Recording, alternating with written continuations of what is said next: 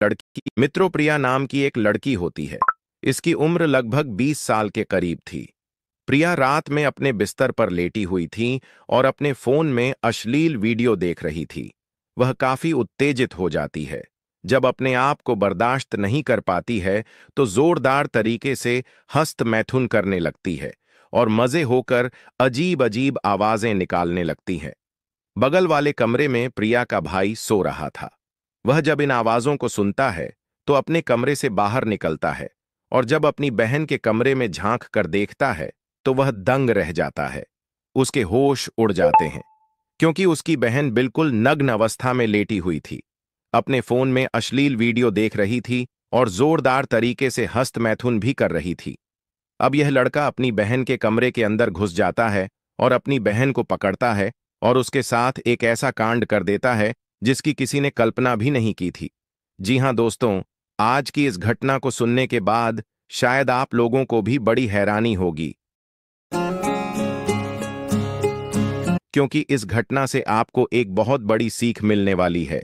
बाकी दोस्तों, हमारी आप लोगों से एक छोटी सी रिक्वेस्ट है, वीडियो को लाइक करके चैनल को सब्सक्राइब कर लीजिए, क्योंकि आपके लिए 1 सेकंड का काम है, लेकिन इससे हमारी काफी बड़ी मदद होती है। और जितने भी दोस्त हमारी इस वीडियो को जहां से भी देख रहे हैं, वह कमेंट में अपना नाम और अपनी सिटी का नाम जरूर लिखें ताकि अगली वीडियो में आपके नाम हम ले सकें। दरअसल दोस्तों, यह सच्ची घटना मुंबई के शहर की है। वहां पर एक मोनू नाम का लड़का होता है। इसकी उम्र 25 साल के करीब होती है और इसकी एक छोटी बहन होती है जिसका नाम प्रिया होता है। इसकी उम्र 20 साल के करीब होती है। यह दोनों भाई बहन एक ही घर में रहा करते थे।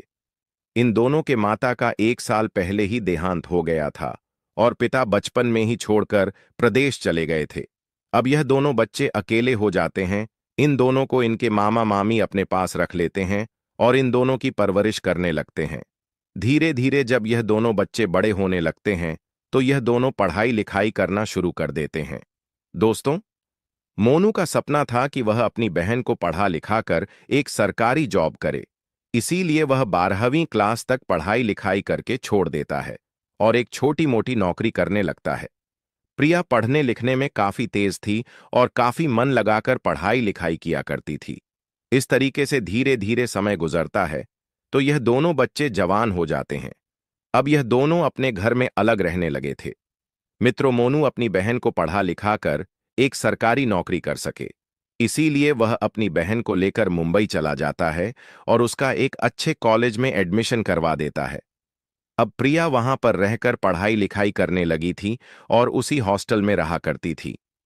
प्रिया को जब भी पैसों की जरूरत होती थी वह अपने भाई को फोन किया करती थी और उससे पैसे मंगा लिया करती थी। प्रिया ने अपना टाइम पास करने के लिए एक एंड्रॉइड फोन भी ले लिया था। अब उसका एंड्रॉइड फोन उसके पास ही रहा करता था। मित्रों, इस तरीके से कुछ महीने का समय जब गुजरता है तो उस हॉस्टल में प्रिया की कुछ फ्रेंड बन जाती है। लेकिन उसकी फ्रेंड थोड़ी बिगड़ी हुई टाइप की लड़की थी।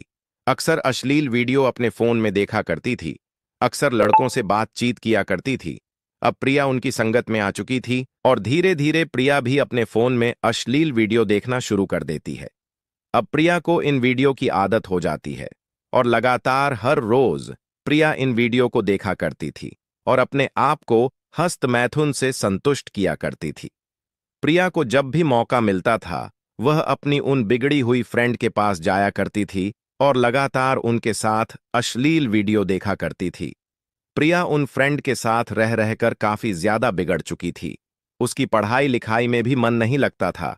उसने जो सरकारी नौकरी लेने का सपना देखी थी उस सपने को भी अपने दिमाग से निकाल दी थी।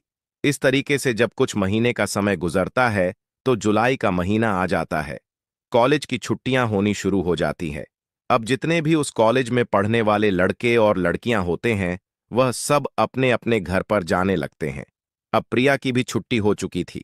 वह भी अपने घर आ जाती है और अपने घर पर रहने लगती है। लेकिन घर पर उसका मन नहीं लगता है। वह चुप चुप सा रहने लगी थी। वह उदास रहने लगी थी। मोनू जब अपनी बहन का मायूस चेहरा को देखता है तो परेशान हो जाया करता है और यह सोचने लगता है कि आखिर मेरी बहन को ऐसा क्या हो चुका है कि वह यहां पर आकर उदास रहने लगी है। उसका मन भी नहीं लग रहा है। अब मोनू अपनी बहन प्रिया के पास जाता है और उससे पूछने लगता है कि क्या हुआ बहन, तुम इतनी उदास क्यों रहती हो? यह तो तुम्हारा ही घर है। आखिर इसमें उदास रहने वाली कौन सी बात है? तुम कॉलेज में थी, पढ़ाई लिखाई कर रही थी, तुम्हारी कुछ जो फ्रेंड थी, तुम उनसे बिछड़कर अपने घर पर आई हो, इसीलिए मुझे लगता है कि तुम उदास हो। लेकिन धीरे धीरे यह सब अच्छा हो जाएगा। मैं चाहता हूं कि तुम्हारी जो सहेलियां हैं, तुम उनके पास चले जाओ और उनसे बातचीत करो, जिससे तुम्हारा जो मन है वह काफी बहल जाएगा। दोस्तों, अब प्रिया अपनी उन दोस्तों के पास जाती है जो उसके घर के आसपास रहती थी।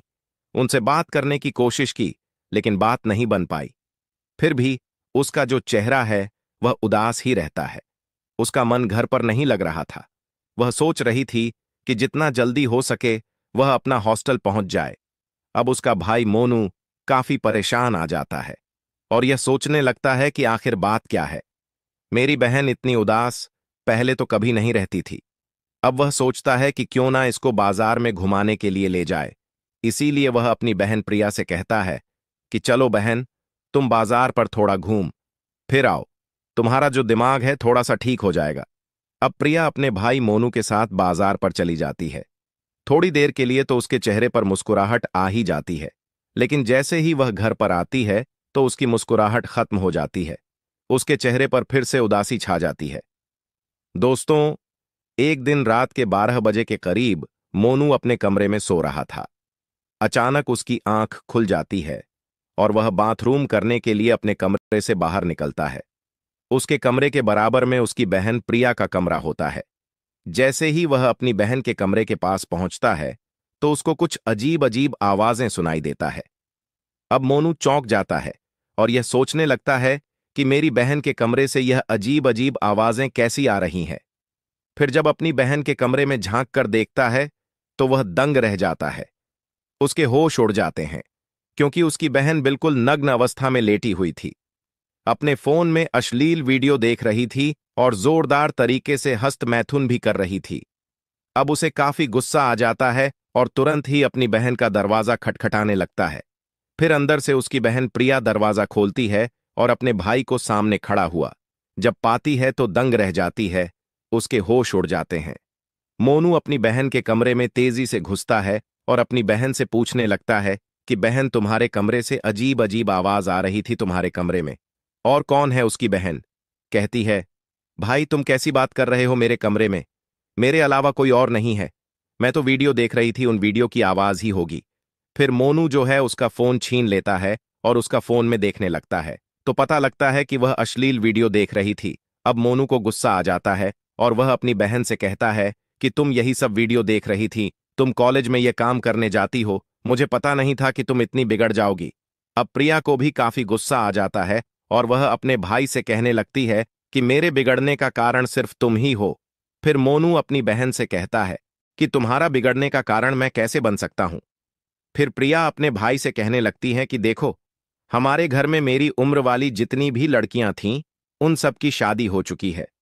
वह अपने ससुराल में हंसी खुशी से रह रही है, अपने पति के साथ खुशहाल जिंदगी गुजार रही है। उनके बच्चे भी हो चुके हैं। अब पूरे घर में सिर्फ एक में ही लड़की बची हुई हूं, जो अब तक कुंवारी बैठी हुई हूं। मेरी उम्र वाली सभी लड़कियों की शादी हो चुकी है।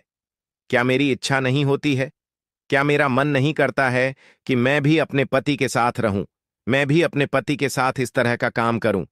अब मोनू चुपचाप उसकी बात सुन रहा था और फिर कहता है कि तुम बात तो ठीक कह रही हो, लेकिन मेरा मकसद था कि तुम पढ़ लिख कर सरकारी नौकरी करो और हमारे माता पिता का नाम रोशन करो। फिर प्रिया उससे कहती है कि भाई, तुम किस दुनिया में जी रहे हो, किस जमाने में जी रहे हो? अगर मुझे सरकारी नौकरी लेना ही होता तो मैं शादी के बाद भी सरकारी नौकरी ले सकती थी, शादी के बाद भी पढ़ाई लिखाई कर सकती थी। लेकिन नहीं, तुमने मेरी शादी ही नहीं की। मेरे चक्कर में तुम्हारी उम्र भी बढ़ती जा रही है।